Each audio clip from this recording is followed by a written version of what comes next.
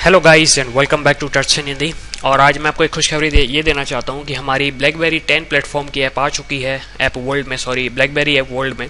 जिसकी लिंक मैं आपको डिस्क्रिप्शन में दूंगा। तो अगर आप ब्लैकबेरी 10 के यूज़र हैं तो आप इस ऐप को यूज़ कर सकते हैं। टच इन हिंदी को फॉलो करने के लिए रेगुलरली अपडेट होगी, आपको उसकी कोई टेंशन नहीं। आपको उसके लिए इंटरनेट ज़रूर चाहिए पड़ेगा। तो चलिए हम स्टार्ट करते हैं। सबसे पहले आज इस वीडियो से, इसका नाम है CSS सिलेक्टर। ये लेसन 4 है हमारा। इसमें हम सीखने वाले हैं CSS सिलेक्टर्स के बारे में। ये रीज़न ये है हम CSS सिलेक्टर इसलिए पढ़ रहे हैं क्योंकि मैंने आपको काफ़ी सारे पिछले वीडियोस में बताया कि ये तरीका रिकमेंडेड नहीं है। तो उस तरीके को आज हम यहाँ पे छोड़ने वाले हैं और आज हम जो रिकमेंडेड तरीके से CSS करते हैं आज हम उसे सीखने वाले हैं। तो सबसे पहले हम जानते हैं CSS सिलेक्टर होता क्या है। इसका ये मतलब होता है कि ये पर्टिकुलर HTML एलिमेंट्स जो एलिमेंट्स होते हैं हमारे HTML डॉक्यूमेंट में, उसे हम एलिमेंट बोलते हैं CSS की भाषा में। उसको मैनिपुलेशन करने के लिए, मतलब उसमें CSS प्रॉपर्टीज़ लगाने के लिए यूज़ में आता है CSS सिलेक्टर। अब CSS सिलेक्टर के 3 तरीके होते हैं। सबसे पहले होता है एलिमेंट सिलेक्टर। सिंपल, जैसे कि हम P टैग लिखते हैं वैसे ही हम P लिखेंगे CSS सिलेक्टर में।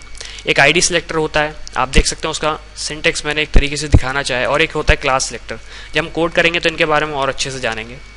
अब हम जानते हैं क्या होता है एलिमेंट सिलेक्टर। एलिमेंट सिलेक्टर इसका मतलब ये हुआ, सबसे पहली बात तो ये कि जैसे हमने अपने डॉक्यूमेंट में 5 H1 लगाए, तो हम अगर H1 का जो सिलेक्टर मैंने एग्जांपल में दिया, अगर हम इसे CSS में लगाएंगे तो ये सारे 5 H1 में काम करेगा। तो ये मतलब एक तरीके से सारे H1 को टारगेट करता है एलिमेंट सिलेक्टर। फिर हमारा आता है ID सिलेक्टर। ID सिलेक्टर को हम ऐसे समझ सकते हैं जैसे स्टूडेंट का रोल नंबर होता है, उस पर्टिकुलर रोल नंबर से हम सिर्फ एक स्टूडेंट को पॉइंट करते हैं। तो ID सिलेक्टर भी यही करता है, वो पर्टिकुलर एलिमेंट को टारगेट करता है। यहाँ पे जैसे हमने दिया एक हेडिंग 1, तो सिर्फ ये जिस P टैग में लगा है उसी में काम करेगा। फिर हमारा आता है क्लास सिलेक्टर। अब क्लास सिलेक्टर आप ऐसे समझ सकते हैं जैसे हम एक पर्टिकुलर क्लास की बात करें, तो अगर उस क्लास में हम कोई चीज़ बोलते हैं कि जैसे for students of this class have to come tomorrow, इसका मतलब ये हुआ कि हम जिस क्लास में हमने ये बोला है तो उस क्लास के जितने भी बच्चे होंगे उन सबको वहाँ अगले दिन स्कूल या कॉलेज आना पड़ेगा। तो वही हम करने वाले हैं अपने क्लास सिलेक्टर से। हम जिस HTML टैग में ये लगाने वाले हैं उस टैग में ये CSS की प्रॉपर्टीज़ फॉलो करेगा। तो चलिए हम देखते हैं इसे कोड कैसे करेंगे। तो चलिए हम देखते हैं कैसे यूज़ करते हैं हम सिलेक्टर। सबसे पहले हम एक H1 टैग लेंगे। This is a heading tag. Background noise को प्लीज़ इग्नोर कीजिए। फिर हम यहाँ पे लिखते हैं this is a P tag. और फिर हम फाइनली टैग एक यूज़ करते हैं, डिव टैग यूज़ करते हैं। आप इन टैग्स का आपको मतलब समझ में आ रहा होगा। अगर नहीं आ रहा तो आप HTML की सीरीज़ में प्लीज़ वापस जाइए। फिर मैं यहाँ पे लिखता हूँ this is a div tag. मैं इसे सेव किया। अब हम जब सिलेक्टर यूज़ करेंगे तो हम दूसरा तरीका यूज़ करने वाले हैं। इंटरनल स्टाइल का वो मतलब ये हुआ, हम हेड टैग के अंदर एक स्टाइल नाम का टैग यूज़ करेंगे और उस टैग के अंदर हम अपने सिलेक्टर्स देंगे। तो सबसे पहले मैं लिखता हूँ H1 सिलेक्टर यूज़ करता हूँ मैं। H1 की मैं प्रॉपर्टीज़ देने वाला हूँ। H1 का मतलब जब ये ब्राउज़र से रीड करेगा तो इसमें प्रॉपर्टीज अप्लाई करेगा। तो मैं यहाँ पर लिखता हूँ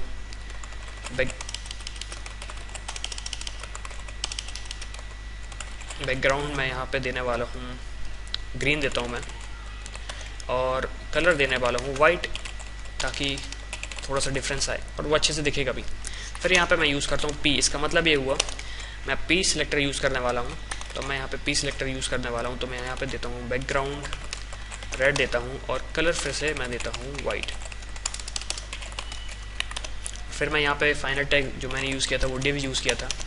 मैं बैकग्राउंड दूंगा इसका ब्लू देता हूँ और कलर फिर से मैं देता हूँ वाइट। मैं इसे रन करूँगा वेब ब्राउज़र में और आप देख सकते हैं हमारे सिलेक्टर काफ़ी अच्छे तरीके से काम कर रहे हैं। अगर मैं आपको सोच कुछ साथ में दिखा सकता हूँ तो मैं कोशिश करने वाला हूँ। हाँ, आप देख सकते हैं सबसे पहले मैंने H1 टैग यूज़ किया। अब H1 में मैंने कुछ प्रॉपर्टीज़ यूज़ करी हैं। होपफुली आपको यहाँ पे प्रॉपर्टीज़ भी दिख रही हैं। मैं सोर्स कोड और ऐसे दिखाता हूँ आपको। आप पहले यहाँ पे देख सकते हैं सबसे पहले मैंने यहाँ पे H1 टैग यूज़ किया।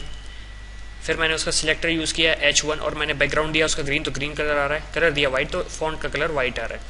फिर मैंने P सिलेक्टर यूज़ किया, P टैग यूज़ किया और P सिलेक्टर से मैंने उसकी प्रॉपर्टी दी। तो मैंने बैकग्राउंड दिया रेड और कलर दिया वाइट। फिर हमारा फाइनल था डिव टैग, और डिव टैग को मैंने सिलेक्ट करने के लिए डिव यूज़ किया सिलेक्टर।